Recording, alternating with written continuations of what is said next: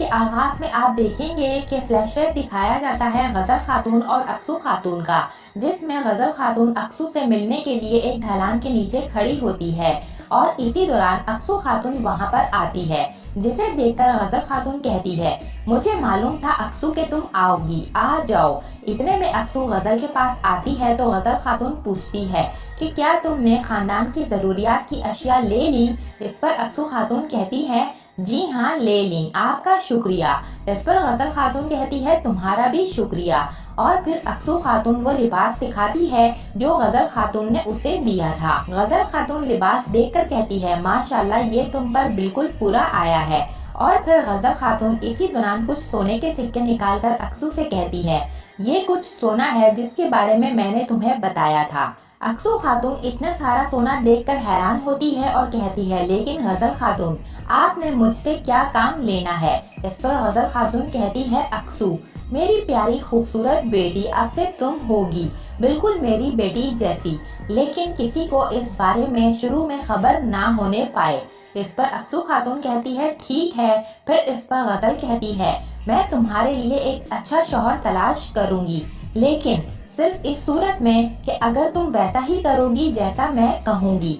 इस पर अक्सू खातून कहती है, मेरी जान आपकी अमानत है, मुझे बस हुक्म कीजिए, मैं अपनी जान भी दे दूंगी। इस पर गजल खातून कहती है, शुक्रिया, मैं तुम्हें उस्मान की बीवी बना दूंगी, सरदार उस्मान की खातून बना दूंगी। ये सुनकर अक्सू खातून पहले तो कुछ समझ नहीं पाती और कुछ घबरा जाती है। फिर इस पर गजल खातून कहती है, हाँ खातून बनाऊंगी उस्मान की, लेकिन ये एक पुल सिरात है जिसको तुमने पार करना है। इस पर अक्सू खातून खुशी से हाँ में सर हिलाती है और फिर मुस्कुराने लगती है और फिर इसी दौरान गजल वहाँ से चली जाती है। यानी कि यहाँ भी गजल खातून अपनी साजिशों से बाज नहीं आई और बाला खातून के लिए एक और नया जाल बिछा दिया। इसी दौरान गजल अपने ख्यालों से बाहर आती है और चलती हुई बाला खातून की जानिब आती है और कहती है, बाला खातून अल्हम्दुलिल्लाह मैंने अपना सारा काम खत्म कर लिया है। इस पर बाला खातून कहती है, गजल खातून शुक्रिया, मुझे खुशी हुई कि आपने मेरी अनाज के काम में मदद की। इस पर गजल खातून कहती है, बिल्कुल मैं मदद करूंगी। इस पर बाला खातून कहती है, ठीक है। वहीं गजल खातून बाला को देखकर कहती है, लेकिन आप उदास लग रही हैं। इस पर बाला खातून कहती है, हर कोई थोड़ा बहुत तो उदास होता है, हम इस बारे में बाद में बात करेंगे। इस पर गजल खातून कहती है, बिल्कुल, लेकिन मेरी बेटी इस उदासी को अपने दिल में मत रखना, गजल खातून हमेशा आपके साथ है। इस पर बाला कहती है, शुक्रिया। और फिर गजल खातून अक्सू खातून को देखने लगती है जो कि अपने काम में ही मसरूफ है। इसी दौरान गजल खातून वहां से चली जाती है और फिर बाला खातून अक्सू खातून को काम करते हुए देखने लगती है। दूसरी जानिब काई कबीले में जहर कुताई बामसी साहब के खेमे के बाहर बैठा अपनी तलवार को खोल बंद कर रहा होता है। इसी दौरान बामसी साहब अपने खेमे का दरवाजा खोलकर जहर कुताई के पास आते हैं और जहर कुताई को नाराज देखकर बामसी साहब पूछते हैं, क्या बात है जहर कुताई। इस पर जहर कुताई बामसी साहब से पूछता है, जनाब क्या मैं एक जंगजू नहीं हूँ। इस पर बामसी साहब कहते हैं, तुम जंगजू हो जहर कुताई। इस पर जहर कुताई कहता है, तो फिर उस्मान साहब मुझे कोई काम क्यों नहीं सौंपते। इस पर बामसी साहब कहते हैं, उस्मान साहब मेरा इंतजार कर रहे हैं कि मैं कब इन्हें बताऊं कि तुम अपने फरीजे के लिए तैयार हो। इस पर जहर कुताई काफी ज्यादा पुरजोश होकर कहता है, जनाब फिर आप इन्हें बताइए ना, मैं तैयार हूँ। इस पर बामसी साहब हंसने लगते हैं और जहर कुताई के चेहरे पर प्यार करते हुए कहते हैं, जहर कुताई क्या तुम्हें मेरे वो अल्फाज याद हैं जो मैंने तुम्हें सिखाए थे। इस पर जहर कुताई अपने सर पर हाथ रखते हुए कहता है, हाँ वो यहाँ है। और फिर अपने दिल पर हाथ रखता है और कहता है, वो मेरे दिल में है। इस पर बामसी साहब भी जहर कुताई के दिल पर हाथ रखते हुए कहते हैं, अगर वो तुम्हारे दिल में है तो इन्हें जरा फिर से दोहराओ। इस पर जहर कुताई कहता है, मैं अपने हाथ, अपनी जबान और अपने पेट पर काबू पाऊंगा। मैं रहम की अपील करने वालों को नहीं मारूंगा। मैं औरतों, बच्चों और इसके अलावा कमजोरों को नुकसान भी नहीं पहुंचाऊंगा। जनाब, मुझे बाकी सब भी याद है कि मैं हमेशा जंग करूंगा। इस पर बामसी साहब जैलकोदाई को दाद देने लगते हैं। इसी दौरान बामसी साहब की नजर इदरीस साहब की तरफ पड़ती है, जो बामसी साहब को ही देख रहा होता है और बड़े गौर से बामसी साहब के हाथ को देखते हुए इनकी जानिब आता है। बामसी साहब इदरीस को इस तरह से अपनी जानिब आता देखकर अपने हाथ को कपड़े में छुपा लेते हैं और फिर इदरीस से पूछते हैं, इदरीस साहब क्या हुआ, आप इतने हैरान और परेशान क्यों लग रहे हैं? इस पर इदरीस कहता है, जनाब बामसी, आपके हाथ को क्या हुआ है?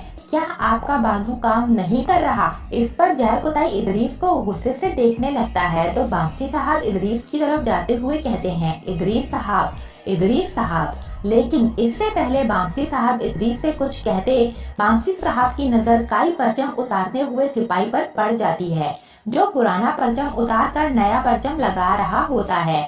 इसे देखकर बामसी साहब की आंखें खुली की खुली रह जाती हैं और शदीद गुस्से में कहते हैं, ओए ये क्या कर रहे हो? उधर दूसरी जानिब दाऊद आगा सिपाहियों से कहते हैं, आओ सिपाहियों आओ, जल्दी आओ। दाऊद आगा की जेरे निगरानी सिपाही काई परचम तब्दील कर रहे होते हैं, लेकिन बामसी साहब गुस्से में सिपाहियों की तरफ दौड़ते हैं। वहीं दाऊद आगा लोगों से कहते हैं, ये परचम किले कोलो जहासात और सौगत में लहराया जाएगा। इधर बामसी साहब लोगों को हटाते हुए दौड़ते हुए सिपाहियों की तरफ आते हैं और परचम तब्दील होते देखकर हैरान और परेशान रह जाते हैं। इसी दौरान बामसी साहब बौखलाए हुए अंदाज में करीब खड़े सिपाही के हाथ से अपना परचम लेकर इसे चूमने लगते हैं और फिर परचम को अपने सीने से लगा लेते हैं। इसी दौरान सिपाही एक और परचम लगाता हुआ नजर आता है और पुराने परचम को चूमकर रख रहा होता है। उधर तमाम लोग ये सब कुछ देख रहे होते हैं। इतनी देर में दुंदार और गौंदूस भी एक तरफ से आते दिखाई देते हैं। दुंदार परचम उतरते देखकर कहता है, सुभान अल्लाह, ये क्या हो रहा है? वहीं साउची भी पहुंच आता है और शदीद गुस्से की हालत में बहुत ही हैरानगी से चारों तरफ नए परचमों को देखने लगता है। इसी दौरान दुंदार सिपाही से पूछता है, ये क्या हो रहा है, ये क्या है? इस पर गौंदूस कहता है, चचा रुक जाइए, हमें इस बारे में भी मालूम हो जाएगा। उधर बामसी साहब गुस्से में धारते हुए कहते हैं, दाऊद साहब। उधर दाऊद आगा बामसी साहब की आवाज सुनकर बामसी पे की जानिब मुतवज्जे होते हैं तो बामसी साहब गुस्से में चिल्लाते हुए दाऊद आगा के पास आते हैं और कहते हैं, आप यहाँ क्या कर रहे हैं? ये सब कुछ क्या है? हमारे झंडे क्यों उतारे गए हैं? इस पर दाऊद आगा परचम की जानिब इशारा करते हुए कहते हैं, बामसी साहब, ये हमारा नया परचम है। इस पर बामसी साहब को कुछ समझ नहीं आता और वो झंडों को देखने लगते हैं। उधर गौंदूस भी झंडों को देखकर दाऊद आगा की जानिब तकने लगता है कि ये क्या कह रहे हैं। इसी दौरान साउची दाऊद आगा से पूछता है कि क्या ये उस्मान साहब का हुक्म है? इस पर दाऊद आगा कहते हैं, जी उस्मान साहब का ही हुक्म है। इस पर दुंदार कहता है, तुम्हें पता है कि तुम क्या कर रहे हो? इस पर दाऊद आगा भी दुंदार को टका सा जवाब देते हुए कहते हैं, ये रहा उस्मान साहब का खैमा, अब जाकर खुद ही पूछ लें। इस पर दुंदार कहता है, चलो। और फिर बामसी साहब दाऊद आगा को गुस्से से घूरते हुए दुंदार और बाकी सब के साथ उस्मान साहब के खैमे की तरफ जाने लगते हैं। वहीं दाऊद आगा इन सब को खैमे की तरफ जाते देखकर मुस्कुराते हुए नजर आते हैं और यहाँ पर इस एपिसोड का इख्तिताम हो जाता है। नेक्स्ट एपिसोड के लिए आप हमारे चैनल को सब्सक्राइब कर लें। इसके अलावा वीडियो को लाइक करके अपने दोस्तों के साथ जरूर से शेयर कर दें। Thanks for watching and keep supporting us.